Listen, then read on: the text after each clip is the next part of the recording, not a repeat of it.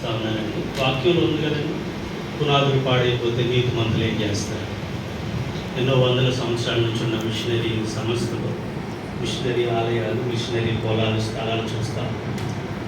Basics ఆయన ఏమో చెప్పాడు,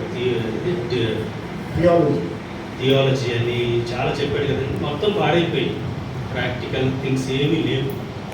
సో దేవుడు విత్తువాడు విత్తనాలను చల్లుకుంటూ వెళ్ళిపోతూ ఉంటాడు. మళ్ళీ విత్తువాళ్ళ గురించి మళ్ళీ రాదు, చల్లుకుంటూ వెళ్ళిపోతాడు. మళ్ళీ ఒక చోట యేసుప్రభు వారు ఏమంటారంటే, కోతకు యజమానుని వేడుకోండి, ఎవరు కావాలి.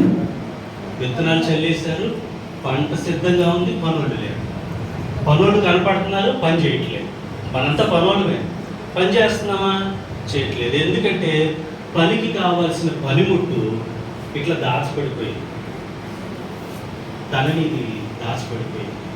దాన్ని మనం తీయట్లేదు, వాడట్లేదు. ఎప్పుడు పాత మెసేజ్లు పెడుతున్నాం, వాటిని మళ్ళీ కొడతా ఉన్నాం, తిప్పి కొడుతున్నాం. సో